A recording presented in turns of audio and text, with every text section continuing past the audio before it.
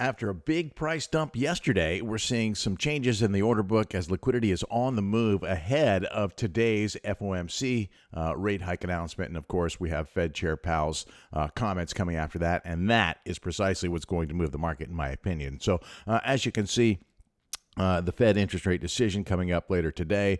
That's 1 p.m. Standard, 2 p.m. Eastern Daylight Time for those of us in Daylight Savings Time. And Powell's comment is going to come a half hour after that. And, you know, I think it's baked in that so far the Fed has been telegraphing that they're going to cut 75 basis points sometime between now and the end of the year. Highly unlikely that we see any of those cuts start today. Powell has telegraphed that it would be 3 quarter-point cuts through the end of the year to get us down to 70, to bring interest rates down 75 basis points by the end of the year. That was those last comments were a few weeks ago in front of Congress. And we have seen some inflation data come in since then that has been hotter than expected. So really, I think what the market is going to be listening for is Powell, dovish or hawkish. That's kind of, always what we're listening for. But does he still feel confident that they'll be able to cut 75 basis points by the end of the year? Those cuts at the moment are baked in. If his tone changes on that, if he wavers on that, then we could really see some downside volatility if he feels like, well, maybe that's in question now. And if he says, oh, no, it's on like Donkey Kong, then we could obviously see an upside move. And as you can see, a lot of the liquidity that was in this space has been cleared out. So there is room for that volatility to happen. And as we see these bars of, these sell walls up top, those could rug pull. We saw a big rug pull here yesterday on the downside. So, not a ton of confidence in this.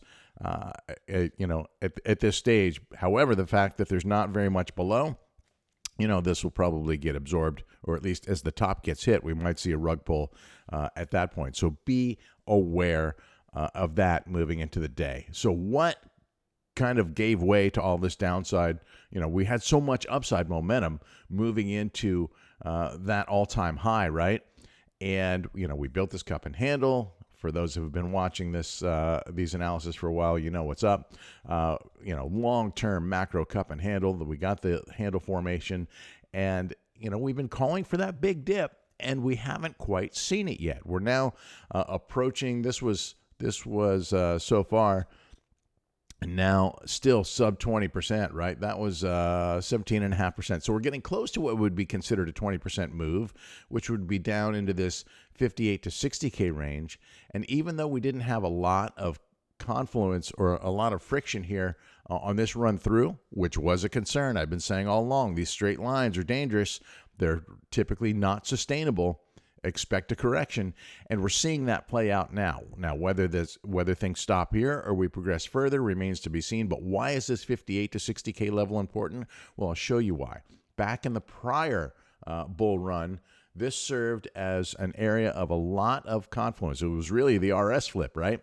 So this was the first run, and in my opinion, this is really where the top of the end of the cycle was. This was the top. This is where whales started to distribute. We saw price start falling through the moving averages, through the key moving averages. The green is the 21, the red is the 50, blue is the 100, purple is the 200. That was it on the daily. We chopped through this for a little while, broke down, and then this distribution rally brought us up to a brand new all-time high. Again, this was resistance, and then it became support for the new all-time high, and then, of course, another breakdown through the moving averages. Looking at it on the weekly, in terms of just to see where those moving averages are on the weekly time frame, because those are the ones that I really value the most. Same situation here, right?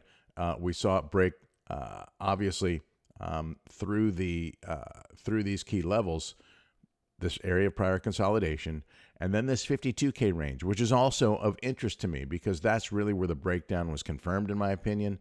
And so at this point, where would that be? The 21 was respected on the first dump over the weekend, but obviously yesterday we ripped through that and now are eyeing up new support. So will it land here, or could it potentially go further down to where that 21 is? And these are moving targets, right? They adjust daily as with price fluctuations, but these would all be very, very interesting targets to me, as you can see from our current all-time high, which was rejected, by the way, at this lifetime channel.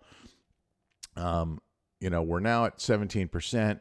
20% would get us into that 58 to 60K range. 30% would get us down to that 52K range, an area that we had a little bit of consolidation here. And of a 40% correction, which a lot of the market is calling for, would get us into that 44 to 5K range, where we had 44 to 45K. We consolidated here for months, right? So this, to me, would be the strongest area that price could bounce from to really have a good foundation for the next leg up. Now, again, we've got to start printing. Obviously we first have to find and confirm support, and we have to start printing candles over the prior all-time high. And that was the problem, right? We had weakness. We came up trying, we had all this momentum. Obviously we came into the top, double topped it here on the to form the cup, and then we started forming the handle. That was a less than a 15% correction. We came back up, rejected, broke out, but you see the wick down. That's not a clean break. We then got rejected again, wick down, one solid daily candle, and then rejected from the all-time high, and the breakdown continued from there. We had some hot economic data coming in on that Thursday, the 14th. That was followed by more hot economic data on the 15th. And, of course, over the weekend, we saw this break, and now rejections from the prior all-time high at 69K, rejection, and breakdown here. So we're looking for a landing zone. And once we find that landing zone, whether it is, whether we're there now, whether we go a little further into that 58 to 60 range, whether we get down to that 50 to 52 range, or all the way down to that 44, 45K range, remains to be seen. Then we have to start printing full candle bodies, not wicks below, but full candle bodies above this prior all-time high at 69K, and then break into this lifetime channel, which I think is going to also be, a challenge here, right?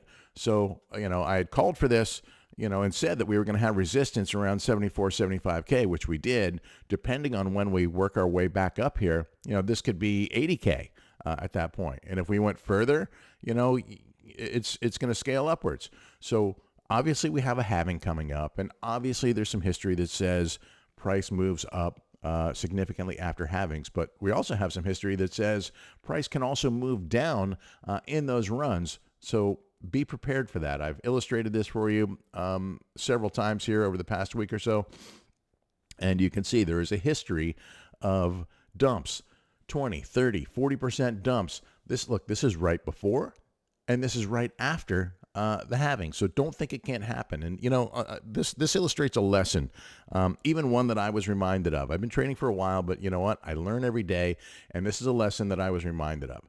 Someone who I trust suggested that if we get this correction, it's going to happen before the halving and not likely to happen after the halving. And I believe that until I actually looked at the chart. And I looked at the chart for myself and could see that, yeah, it could happen before the halving. And I believe that that we're seeing that play out now. But it could also happen after the halving. And it often does in bull markets. Just because price is moving up doesn't mean it can't correct. It does it time and time again with regularity. Don't be freaked out when it happens, okay? If you're a long-term investor, you probably don't care. If you're a trader and you're trying to optimize your positioning, you might want to be taking profits along the way and look for opportunities to reinvest those profits on big corrections like this, all right? So just know that that is in the cards. Here we go again. This is now after the last halving. Actually, up to and through the last halving, we had a correction 20% just ahead of it, and a correction of 20% this was now months after it, but it happens. You get the point, right? So just be prepared for those things to happen. They can, they will, they do. All right. So in a nutshell, that's what I'm looking at, and I'm listening to see how how Powell is looking at this. Really, how the whole FOMC is looking at this. This is what he's going to telegraph, and whether they think that they can stay on pace for this. Real quickly, I would like to honor a request that somebody had, and I appreciate you guys commenting. I appreciate you guys following and commenting, and please keep those coming. I read each and every one of them, and I respond to them all. Somebody asked if I could analyze an ETH chart, and I will go out with a disclaimer that says I suck at ETH, right? I have a little bit. I do well with it from time to time. I'm currently underwater in this position, but it's not a small. I mean, it is a small position, so I'm not concerned about it. I do think it will eventually recover, but as you can see, and I got a lot of lines on the charts here, so I'm gonna clean this out. But first, I want to address what they are, right? So obviously, price was on a fib retracement here, right? And so we came up, broke through the, let's tighten this up a little bit. Came up into the golden fib, that's the 0.5 to the 0.618, and broke through that handily, right? This is like an escalator ride. Beautiful run up with, a couple of days of volatility in the mix, but that's normal, right? So big ride up for ETH at this point, and rejected from the 0.786. And, I had a prior line up here, this red line of an area of prior resistance. And, we didn't even quite make it to that, for that rejection, right? So there's the rejection above the 0.786. Let me clean these out a little bit so we can make it a little bit easier. And then these are all areas of prior interest to me, right? So I do think that, I'm watching to see, I might have cleared that out too soon. I'm watching to see if it will hold here. You see where that 0.5 lands, right about where the 50-day moving average has confluence with the prior channel, right? So will we see a landing zone and a bounce from here? Or is that bounce going to potentially come from here right at the 50-day moving average? That remains to be seen. That's kind of what I'm watching for. I think a bounce from here would be beautiful, and then have have another attempt to break out. That would give us a longer, I think a decent foundation, just because I like this confluence here. But there's more confluence if we went even lower down to this 2,500 range. As you can see, a lot of time in that zone, and as we lose them, I look to the next key level.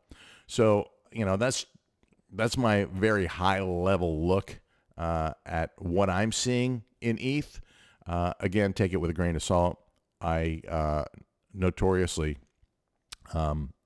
mistime my calls on ETH, so I just don't spend a whole lot of time with it. Most of my focus, obviously, as you figured out by now, is on Bitcoin. This is what I'm looking for. This is kind of a dream target for me at the moment. But as you can see, there's just not really any liquidity down at that range at the moment, right? So let me refresh this for us. There's not any, anything in that deep position just yet, right? So if I zoom out wider, we can see that, sure, we have some bids coming down lower, but not a real heavy concentration like you would expect to hold for a bounce, right? Even this is decent. That's 65 million right here, and we have a nice ladder that goes with it. So, that's over 100 million ladder down for sure. But you want to see, like heavy concentrations of liquidity to really form that platform for price to launch off of, and we're just not seeing it at the moment. So 58 to 60 looks like an interesting possibility for today or even this week. Again, we have the FOMC comments coming up today, and then tomorrow that's going to be backed up by more economic data. So this is either going to support, well, I imagine that Powell is going to walk the line a bit, and this is going to support some of the theories and ideas that he shares with us today, whether these numbers come in hot, whether they come in cold.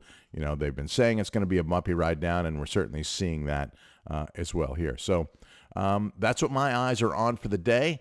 Hope that gives you some some things to marinate on and help you with your trading decisions through the day. Oh, one more quick look at what helped us with with yesterday's downturn. Record lows or record day of ETF outflows for the lot. Look at this. Slow day of inflows for BlackRock, big day of outflows for Grayscale, and 326 million out the door. That's the biggest day of outflows, net outflows, since inception. So I don't think that a lot of people are running for the door per se.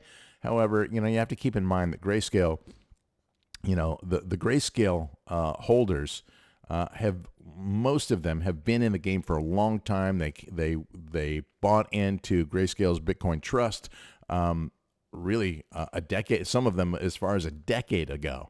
Their coins were locked up after the FTX crash, and once this ETF was launched, those were converted into the ETF, and they found an opportunity for redemption. So some of these people obviously are not happy with the 1.5% fees.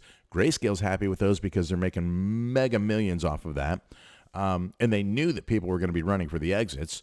But, imagine that some of these holders came in the early days of that Grayscale Bitcoin Trust back in 2013, 14, up to 2020. Or before we got into these all-time high levels. So they're cashing out and getting out, and can't blame them for that move right there. So again, watching liquidity to see if we see any movement. Liquidity dampens volatility, so maybe this is the guardrail for Powell's comments today, and we could see this moving afterwards. Let's zoom in a little bit to see if we can get some ideas for how this day is going to play out a little bit.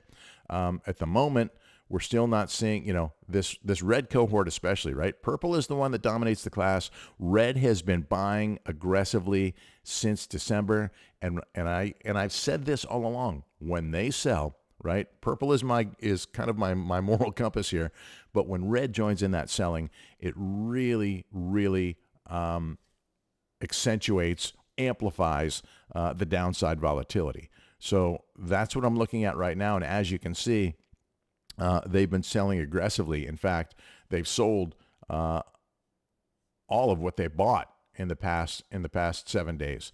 And so that continues. They're up a little bit here on the morning, but I think they're just kind of playing the volatility here, or the how should I say, the liquidity void at this level. This is kind of how the game is played moving into these Fed days. So don't be surprised if we see a round trip back down here before it's all said and done. Risk management really key to keeping yourself in the game here. So please, please, please remember that nothing I share or say in these analysis should be considered trading advice of any way, shape, or form. Do your own research and manage your risk so you can stay in this game for a long time. This really is going to be a great opportunity if you have, if you don't overextend yourself, don't over leverage, and you have some dry powder for these dips when they come, for the big corrections when they come, right? I'm not talking about the 10% dips. I'm talking about the 20, 30, 40% corrections. That's really where you want to place your chips. At least that's where I want to place mine. I'm not going to tell you where to place yours. That's where I'm going to place mine. Remember, no financial advice.